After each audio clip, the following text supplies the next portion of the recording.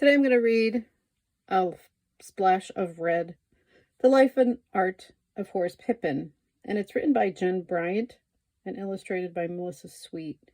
And Horace Pippin lived in Goshen, New York, not far from here, and for part of his life. And I had always loved his artwork, and I can't even tell you how excited I was when I realized that he lived here. I had no idea. So, without further ado, A Splash of Red.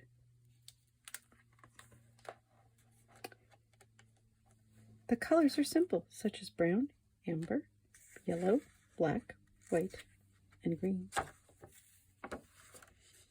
And this is published by Alfred A. Knopf, New York. On February 22nd, 1888, the town of Westchester, Pennsylvania celebrated a holiday. That day, in the same town, Daniel and Christine Pippin celebrated the birth of their son, Horace. Horace grew fast, so fast that his mother could barely keep up with the mending. "He'll be a giant someday," the neighbors would say. Grandma Pippin smiled at Horace's long legs and big hands. She figured the neighbors were right. Grandma's hands were big too, rough and scarred from her little slave days in Virginia, but they were just fine for giving Horace hugs. "The biggest part of you," she told him, "is inside, where no one can see." When Horace was 3 years old, the Pippins moved to Goshen, New York. As the family grew larger, everyone helped out. Horace put his big hands to work. He fetched flour for his mother. He sorted laundry with his sisters. He played with his baby brother. He held the horse while the driver delivered milk. At night, he piled wood for the stove and arranged dominoes so his grandmother could play. Then, if he could find a scrap of paper and a piece of charcoal, he drew pictures of what he had seen that day. Horace loved to draw. He loved the feel of charcoal as it slid across the floor. He loved looking at something in the room and making it come alive in front of him. He loved thinking about a friend or a pet and drawing them from the picture in his mind. At school, he sat quietly at his desk, but his big hands were always busy. "Make a picture for us, Horace," his classmates said, and Horace did. His pictures made people happy, except he made some next to his spelling list. That made the teacher mad. But Horace couldn't stop drawing.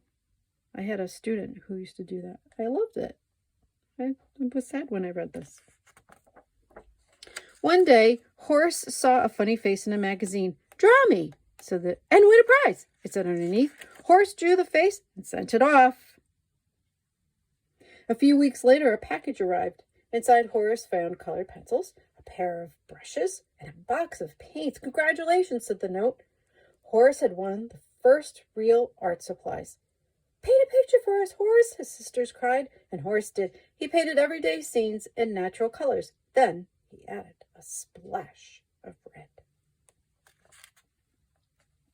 Horace was in 8th grade when his father left for good. The family needed money, so Horace quit school and went to work. Imagine, 8th grade. For several years, Horace's big hands were always busy stacking grain sacks at the feed store, shoveling coal at the rail yard, mending fences on a farm, carrying luggage at a hotel, making brakes in an iron factory, packing oil paintings in large crates. Looking at these made Horace remember winning the art contest.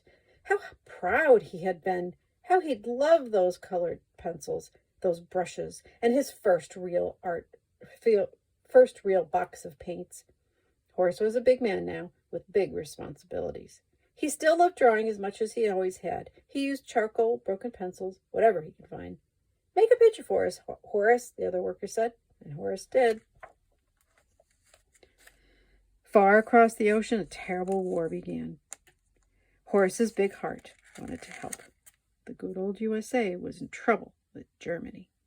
He joined the army and sailed away. In France, Horace and his regiment dug deep trenches for protection. There were no blankets or beds. It was always wet and cold and dark. I have not seen the sun in more than a month. "I have not seen the sun in more than a month," Horace wrote. He wrapped his big hands around a rifle. Planes droned overhead, shells exploded, gunfire rattled through the night. If the fighting stopped for a while, Horace put down his gun and picked up a pencil.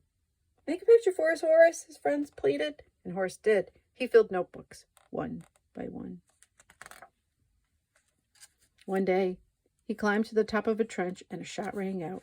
Horace felt pain in his shoulder. He was hit. Many hours passed before help came. Horace was glad to be alive, but the bullet had badly damaged his right arm. When it healed, he couldn't lift or move it the way he used to. Now, when someone said, "Horace, make a picture for us, Horace," Horace could not. After the war, Horace came back to the United States and met Jenny Wade. Jenny was a hard worker. She loved to cook. Horace was a hard worker too, and he loved to eat. It was a good match. They married and settled down in Westchester. So November 20th, 1920. Horace was 32 years old and big and strong as ever. But because of his injured arm, he couldn't find a job. "How much can you lift?" the hiring boss asked. And that was the end of that. So Horace did what he could. He organized a Boy Scout troop. He umpired baseball games. He took the neighbors' children fishing. When Jenny started a laundry business, Horace delivered the clean clothes. As he walked the streets of Westchester, his fingers itched to draw all the colors and textures he saw.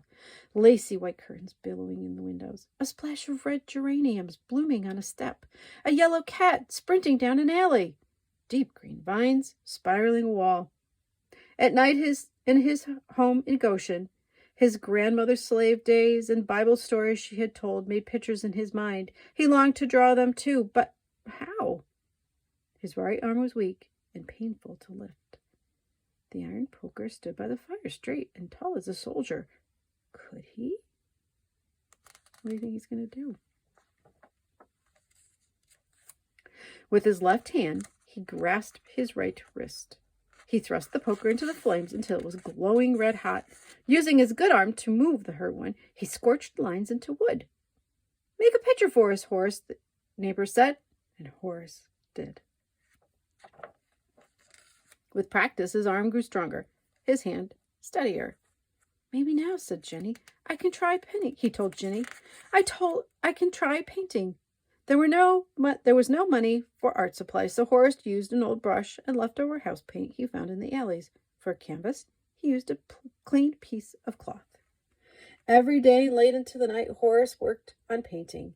He used gray, black, white, and somber colors of war. Here and there, he added a splash of red. He used 100 layers of paint. He decorated the frame with tiny sculptures. 3 years later, he finished. Now, as he delivered laundry or fished in the river, new ideas came, but he didn't paint them right away. Before he reached for a paintbrush, Horace planned a new scene in his head. He painted the milkman in the wagon, women working in the kitchen, children playing games in the yard, cotton field and log cabins, John Brown and Abraham Lincoln, war scenes in Bible, cat tales, men singing on a corner. Horace hung his paintings in a shoe store window. $5 each, said the sign. He hung others in a restaurant. He even traded one for a haircut. People admired Horace's paintings, but no one bought them. Then, the president of the local artist club saw Horace's pictures. He told his friend, the famous painter N.C. Wyeth, to come and see them too. Wyeth agreed. Horace's paintings were good, very good. "Do you have more?" the men asked. Horace showed them his work. He held his breath as they looked and talked. Finally, they said, "You should have your own art show, a one-man exhibition, right here in Westchester." Horace could hardly believe it. He shook hands with the men. When they left, he celebrated with Jenny. "It is some of the purest expression I have seen in a long time." People came from all around to see Horace's paintings. Magazines wrote articles. Reporters took photos. An art dealer told Horace he could help him sell his work. More than 40 years had passed since Horace won his first box of paints. Now at last, everyone knew he was an artist. Horace became famous.